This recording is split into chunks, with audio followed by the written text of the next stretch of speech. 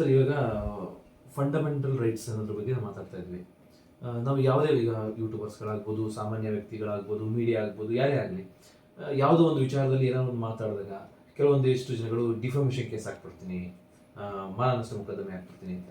So defamation case ಅಂದರೆ ಏನು ಅಂದರೆ ಮೀನ್ಸ್ ಅಂದರೆ ಎಲ್ಲರಿಗೂ ಗೊತ್ತಿದೆ ಮಾನನಷ್ಟ ಮೊಕದ್ದಮೆ ಅಂತ. ಬಟ್ ಕೆಲವರಿಗೆ ಯಾವ ಟೈಮಲ್ಲೆಲ್ಲ ಡಿಫಾಮೇಷನ್ ಕೇಸ್ ಹಾಕಬೇಕು, ಮತ್ತು ಡಿಫಾಮೇಷನ್ ಸುಮ್ಮನೆ ಹಾಕ್ಬೋದಾ, ಅಥವಾ ಯಾಕೆಂದ್ರೆ ಸುಮ್ಮನೆ ಎದುರಿಸ್ಬಿಡ್ತಾರೆ, ನಾನು ಡಿಫಾಮೇಷನ್ ಕೇಸ್ ಹಾಕ್ತೀನಿ ಅಂತ ಎದುರಿಸ್ತಾರೆ. ಸೊ ಸುಮ್ಮನೆ ಡಿಫಾಮೇಷನ್ ಕೇಸ್ ಹಾಕ್ಬೋದಾ, ಏನೆಲ್ಲ ಚೌಕಟ್ಟಿನಲ್ಲಿ ಡಿಫಾಮೇಷನ್ ಕೇಸ್ ಹಾಕ್ಲಿಕ್ಕೆ ರೀಸನ್ ಇದೆ? ನಮ್ಮ ಸಂವಿಧಾನದ ಅಡಿಯಲ್ಲಿ ನೋಡಿ, ಈಗ ಎಲ್ಲರೂ ನಮಗೆ ಈಗ ಸ್ವತಂತ್ರ ಸಿಕ್ಕಿದ್ದು ಒಂದು ಡೇಟ್ ಆದರೆ ನಾವು ಡೈಲಿ ಸ್ವತಂತ್ರವಾಗಿ ಬಾಳಬೇಕು ಅಂತ ಹೇಳಿದ್ರೆ ಅದು ಸಂವಿಧಾನದಿಂದ ಮಾತ್ರನೇ. ಖಂಡಿತ. ಸೊ ಅದಕ್ಕೆ ನನ್ನ ರಿಕ್ವೆಸ್ಟ್ ಪ್ರೇಕ್ಷಕರಲ್ಲಿ ಎಲ್ಲರೂ ಸಂವಿಧಾನ ಒಂದು ಬುಕ್ ಸಿಗುತ್ತೆ, ಕೋರ್ಟ್ ಹತ್ರ ಹೋದ್ರೆ ನಿಮಗೆ ಒಂದು ಬುಕ್ ಸಿಗುತ್ತೆ, ಸಣ್ಣ ಬುಕ್ ಸಿಗುತ್ತೆ. ಅದನ್ನು ಡೈಲಿ ನೀವು ಒಂದು ಮಲ್ಕೊಬೇಕಾದ್ರೇನೋ ಅಥವಾ ಸ್ಲೀಪಿಂಗ್ ಟೈಮಲ್ಲಿ ಜಸ್ಟ್ ಒಂದೊಂದು ಪೇಜ್ ನೀವು ಓದ್ತಾರೆ, ನೀವು ಡೈಲಿ ಜೀವನ ಮಾಡಲಿಕ್ಕೆ ಈ ಸಮಾಜದಲ್ಲಿ ಧೈರ್ಯವಾಗಿ ಜೀವನ ಮಾಡಲಿಕ್ಕೆ ನಿಮಗೆ ಒಂದು ಧೈರ್ಯ ಬರುತ್ತೆ ಅಂತ ನಾನು ಹೇಳಲಿಕ್ಕೆ ಇಷ್ಟಪಡ್ತೀನಿ. ಯಾಕಂದರೆ ನಾವೆಲ್ಲ ಸಂವಿಧಾನ ಓದಿ ಇನ್ಸ್ಪೈರ್ ಆಗಿ ಲಾಯರ್ ಆಗಿರೋದು, ನಾವು ಸಣ್ಣ ಪುಟ್ಟ ನಾವು ಬೇರೆ ಇದು ಮಾಡಿ ಲಾಯರ್ ಆಗಿಲ್ಲ, ಸಂವಿಧಾನಗೋಸ್ಕರ ನಾವು ಲಾಯರ್ ಆಗಿರೋದು. ಸೊ ಅದರಿಂದ ನಾನು ಬೇರೆ ಎಲ್ಲ ನನ್ನ ಒಂದು ಪರ್ಸನಲ್ ರಿಕ್ವೆಸ್ಟ್ ಏನಂತ ಹೇಳಿದ್ರೆ, ಎಲ್ರಿಗೂ ಸಂವಿಧಾನನ ಓದಿ ನಿಮ್ಮ ಒಂದು ಧೈರ್ಯಕ್ಕೋಸ್ಕರ. ನಿಮಗೆ ಯಾರೇ ಆಪೋಸಿಟ್ ಇವಾಗ ಲಾಯರ್ ಬೇಕಾಗಿಲ್ಲ, ನೀವೇ ಕ್ವಶನ್ ಮಾಡ್ಬೋದು, ನಿಮಗೆ ಯಾವ ರೈಟ್ ಇದೆ ಸಂವಿಧಾನದ ಅಡಿಯಲ್ಲಿ.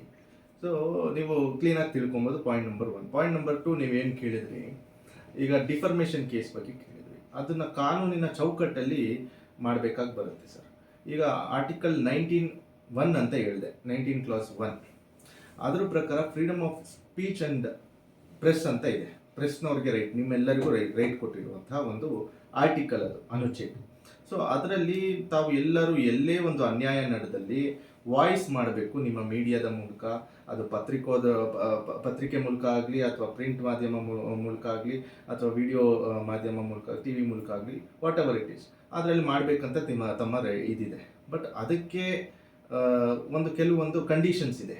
ಆ ಕಂಡೀಷನ್ಸ್ ಏನಂದರೆ, ಒಬ್ಬ ವ್ಯಕ್ತಿಯ ಮಾನವನ್ನು ಮುಂದಿಟ್ಕೊಂಡು ನಾವು ಯಾವುದೇ ರೀತಿ ಅವನ ಒಂದು ಪರ್ಸನಲ್ ಸೆಂಟಿಮೆಂಟ್ಸ್ಗೆ ನಾವು ಹರ್ಟ್ ಮಾಡಿ ನಾವು ಮಾಡಬಾರ್ದು ಅಂತ ಒಂದು ಮೇಯ್ನ್ ಇದು. ಅದನ್ನು ಮೈಂಡಲ್ಲಿ ಇಟ್ಕೊಂಡು ತಾವು ಏನು ಬೇಕಾದ್ರೂ ಪ್ರಚಾರ ಮಾಡ್ಬೋದು. ಅಲ್ಲಿ ಏನಾದರೂ ಇನ್ಜಸ್ಟಿಸ್ ಇದ್ದರೆ ಅದು ನಮಗೆ ತೋರಿಸ್ಬೋದು. ಬಟ್ ಅವರ ಮಾನವನ್ನು ಹಾನಿ ಮಾಡಿ ತಾವು ಹಾಕೋದು, ಅಥವಾ ಅವರ ಫೇಸ್ ಏನಿದೆ ಅವ್ರನ್ನ ಫೇಸ್ ಡೈರೆಕ್ಟಾಗಿ ತೋರಿಸಿ ಇವ್ರು ಸರಿ ಇಲ್ಲ ಅಂತ ಹೇಳೋದು. ಯಾಕಂದರೆ ಅವರು ಈಗ ಫಾರ್ ಎಕ್ಸಾಂಪಲ್ ಯಾರೋ ಒಬ್ಬ ವ್ಯಕ್ತಿ ಹಲವಾರು ವರ್ಷಗಳಿಂದ ತಲತಲಾಂತರದಿಂದ ಒಂದು ಹೆಸರಿರುತ್ತೆ, ಅವರ ಫೇಸ್ ಕಟ್ನ ಅಲ್ಲಿ ತೋರಿಸಿ, ಈ ಮೀಡಿಯಾಗಳ ಮುಂದೆ ತೋರಿಸಿ ಇಲ್ಲಿ ಹಿಂಗೆ ನಡೀತಾ ಇದೆ ಅಂತ ಹೇಳೋದಾಗಲಿ, that will come under the defamation act. ಅವರು ಇಂತಿಷ್ಟು ಅಮೌಂಟ್ನ ಡೆಪಾಸಿಟ್ ಮಾಡಿ ನನಗೆ ಈ ಥರ ಮಾನಹಾನಿ ಆಗಿದೆ ಇವರಿಂದ, ಸೊ ಇವರು ನನಗೆ ಇಂತಿಷ್ಟು ಲಕ್ಷ ಅಥವಾ ಕೋಟಿ ನನಗೆ ಕೊಡಬೇಕು ಅಂತ ಹೇಳಿಬೇಕಾದ್ರೆ ಕೋರ್ಟ್ಗೆ ಒಂದು ಅರ್ಜಿ ಸಲ್ಲಿಸಿ ಕೇಸ್ನ ಇನಿಷಿಯೇಟ್ ಮಾಡೋದು. ಒಂದು ವೇಳೆ ಒಂದು ವ್ಯಕ್ತಿನ ತೋರಿಸಲೇಬೇಕು ಅನ್ನೋದೇ ಆದರೆ ಅವ್ರ ಹತ್ರ ಎವಿಡೆನ್ಸ್ ಇಟ್ಕೊಂಡು ತೋರಿಸ್ಬೋದಾ, ಈ ವ್ಯಕ್ತಿ ತಪ್ಪು ಮಾಡಿದ್ದಾನೆ, ಏನಾದರೂ ಸಾಕ್ಷಿ ಇದೆ, ಈ ವ್ಯಕ್ತಿನೇ ಆ ಚಿತ್ರದಲ್ಲಿ ಇರೋದು?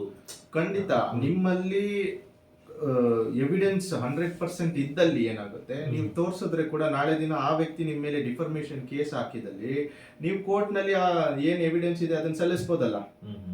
ನಿಮ್ಮಲ್ಲಿ ಏನು ಎವಿಡೆನ್ಸ್ ಇಲ್ಲದೆ ನೀವು ಇಲ್ಲಿ ಮೀಡಿಯಾ ಮೂಲಕ ಆಗಲಿ ಬೇರೆ ಇದ್ರ ಮೂಲಕ ನೀವು ತೋರಿಸಿದ್ರೆ ಏನಾಗುತ್ತೆ, you will be the legal consequences ನೀವು ಆನ್ಸರ್ ಮಾಡಬೇಕಾಗಿ ಬರ್ತದೆ.